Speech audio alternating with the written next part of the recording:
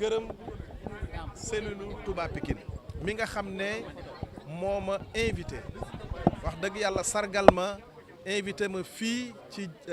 Djiddah Thiaroye Kaw ma fekk fi nag mobilisation bu mucc ayib bi ma fi fekkee mobilisation bi it ma fekk fi ay panélistes yoo xam ne wax dëgg yàlla waxtaan nañu waxtaan bu am solo fekkee naa réponse yi ñu tontu ci laaj yi nit ñi laaj loolu rek wane na ni panélistes yi ñu tànn ñu mat a tànn lañu waaye li ma bëgg a wax rek moom mooy dañoo war a fexe ba ñun ñii nga xam ne ñun ñooy responsables yi ak militants yi nekk wenn say ndax dañoo jëm ci étape bu am solo étape bi nag moom mooy étape bu élection locale ndaxte étape boobu moo ñuy mën a may ñu dëgmal élection 2029 yi nga xam ne ñun ñëpp suñu coobare mooy fexe ba jël réew mi dénk ko Ousmane Sonko mu yeggale li nga xam ne moom la ñu tàmbali woon en 2024 loolu nag bu ñu ko bëggee def faaw nu nekk benn te gëm naa ni fii Djiddah Thiaroye Kaw responsable yi ma fi fekk yëpp am nañu coobareew nekk benn te comme loolu am na di ngeen servir d'exemple aux autres cellules aux autres sections communales yi nekk fii ci département de Pikine ndaxte li nu soxla mooy rafler 12 communes yi rafler ville de Pikine te lépp Pastef jël ko te gëm naa ni dañ ci jëm maa ngi leen di gërëm di leen sant. asalaamaaleykum carte yi ndax jàpp nga ne Sénégal yëpp dinañ jot ci carte yi bu soobee yàlla carte yi yemb nañu ñi ngi fii te it gëm nañu ne li ëpp ci sénégalais yi bëgg nañoo am carte bu ngeen gisee rek ni engouement bi mu am keroog bañ koy ubbi ca samedi ji ñu génn waaye it tey gis ngeen li xew fële ca département de Mbacké bu soobee yàlla 1 million bi nga xam ne moom le président wax ne nañ ko wut man gëm naa ni dinañu am lu ko ëpp incha allah ci ñetti weer yi ñu jëm sénégalais yi dinañu gis loolu incha allah. sant yàlla mu nekkoon initiative boo xam ne rek dafa dëppoog li ñu sinu njiit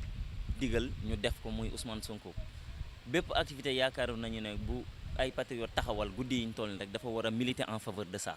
waru ko wàcc. te loolu lañ soxla nag dañu war a saf sàpp ci terrain bi massifier gën a dëgëral suñu taxawaay d'abord après massifier ubbeeku jaay ay carte animé won ne nit ñi on est là Pastef est là et près de vous dem waxtaan ak ñoom taataan seen i xalaat seen i bëgg-bëgg préparer échéance yi di ñëw ndax mbiri local la te boo nee local wax sa yëfi gox donc nag gën a jege gën a yey ñu ànd ak suñu coordonnateur nga xamante ne ni soo xoolee élection locale yee passé moom la fi Pastef investiroon yàlla nag moo yore fal mooy fal ku ko neex mooy folli ku ko neex yàlla defoon nekkul moom waaye am nañ njort ne parce que ba léegi loolu la bëgg loolu la gëm am nañu njort ne incha allah échéance yi di ñëw ça nous sera favorable yàlla mën na ko def incha allah rabi le maire de Djiddah Thiaroye Kaw am nañ ci gëm-gëm donc waaw loolu duñu perturber duñu andil jiixi jaaxa yëngaluñu sax man lu tuuti laa ci Pastef nag damay wax ni waaye lu tuuti laa ci Pastef dama ko wax nii rek pour wax ndax dama ko wax sunu waa kër man leen ñu naan bu la Diomaye woowee demal man leen Diomaye mënul jënd sama jàng Diomaye mënul jënd sama diine dinaa mënul jënd sama ngor foofu laa natt sama bopp su ma Diomaye woolu woo jox ma poste mooy bu Diomaye jënd na ma man te mënuma jënd amul sama prix donc nag yàlla def ma nekk militant wu Ousmane Sonko ñu gëm ko dara taxul ñu weddi ko ñu gis ne moom doxalinam jël yoonam ñëpp traîtrise dañ ko jëlee ndax ñëpp xam nañ gis nañ ni mu demee nit koo xamante ne lim la defal nga sañ koo def li yow rek yaa ko sañ su la amee ñu la si fekk ñooñu dañoo goree di ba ku ànd ak ñoom sax gore woo wala ku bokk ak ñoom ñun nag ay gor lañ metti dañuy ànd ak kilifa gi neex dañuy ànd ak kilifa gi donc du ñu perturber tey la ñu gën a dëgër li ko preuve bi mooy bi ñu wootee nii gis nga ñi ñu wuy si ay kilifa dañu ne demuñu Mbàkke dañuy ñëw Pikine jëmmal dooleel Pikine te liñ fi wax yëpp mooy dooleel parti bi ci commune bi dooleel ko ci département de Pikine gagné maire yi ci département yi constitué ci communes yi constitué département bi pare ci loolu nag jubali 2029 def Sonko président kon xam nga ne ñun on est fidèle et jaloux dañoo fiir kafewuñu sax suñu leader te incha allah taxawaay bu lañ ci am te dara mënuñu perturber incha allah rabbi jërëjëf frère. donc li ñuy wax moom mooy activité tay bi dafa nekkoon activité boo xamante ni bu am solo la ñuy sant di gërëm le ministre Moustapha Ndiek Sarré bi nga xamante ni moom il a préféré bàyyi Mbacké ñëw li nga xamante ni moom mooy Djiddah Thiaroye Kaw donc lii aussi mu nekk activité boo xamante ni activité bu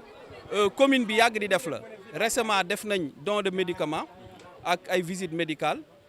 def nañ fi ay kits scolaires yoo xamante ni jox nañ ko ñi nga xamante ni ñoom ñooy élèves yi waaye aussi dem nañu defaraat yenn écoles yi nga xamante ni yàqu woon na donc loolu yëpp muy rentrer ci activité li nga xam te ni moom mooy activité commune bi donc di sant waa cellule bi di si jiital le président de la cellule Mohamed Moustapha Lo di wax ni lii c'est un bon exemple parce que dafay wuyu woote bi nga xamante ni le président Ousmane Sonko moo ko jox maanaam parti bi mooy cellules yi nañu nekk lieu bi nga xam ni fa la ñuy animer parti bi et que loolu mu def ko mu nekk honneur ci commune bi nekk honneur ci départemental bi ñu ngi leen di sant di leen gërëm wasalaam. Mohamed Moustapha Lo, donc je suis le président de la cellule Pastef de Touba Pikine,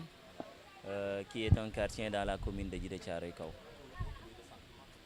Voilà, donc on a organisé cette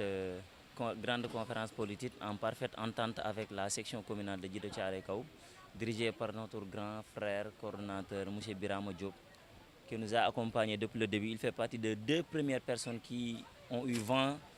de cette initiative avant de l'ébruiter, avant de propager au niveau de la section communale et de notre commune. Donc il a magnifié, il nous a donné des orientations par rapport à tout ça. Et il n'a pas cessé de faire ça, même en cours des démarches visant à mettre en place, à organiser la conférence. Il a tout fait, il nous a donné toutes ces initiatives et des orientations pour que vraiment ça soit une conférence réussie, une belle conférence et que vous avez vu les résultats aujourd'hui. Nous lui sommes infiniment gré, nous le remercions infiniment, toute la cellule à travers ma voix. Donc c'est comme j'ai dit tantôt, ce n'est pas une initiative fortuite, non, on l'a fait en droite ligne de l'instruction du président du parti, le guide de la révolution, M. Ousmane Sonko, qui a demandé de retourner au niveau des bases, massifier, animer, consolider, comme le thème principal l'a souligné, maillage politique territorial, les leviers comme les cellules comme levier stratégique d'ancrage et de mobilisation. Donc ça répond à cela. Donc c'est ce qu'on a fait, mais on ne pouvait pas le faire en omettant les autorités de Pikine, parce que nous voulions une grande représentation de Pastef dans Touba Pikine, mais dans Djiddah Thiaroye Kao. Et pour ce faire, il va falloir qu'on soit accompagné, bien accompagné. C'est pourquoi on a ratissé large, on a invité toutes les autorités élues, nommées, toute personne responsable de Pastef au sein du département de Pikine. On l'a convié aujourd'hui à ce jour. Bon, peut-être on n'a pas une très très grande réussite comme escompté, parce qu'il y a l'activité de Mbacké qui a un peu chamboulé les choses. Beaucoup avaient donné leur parole d'assister à ces initiatives-là d'inauguration de leur siège et tout. Mais quand même, c'est tout dans Pastef. En tout cas, on est très content de la présence de tout le monde. Et on remercie également M. Dien,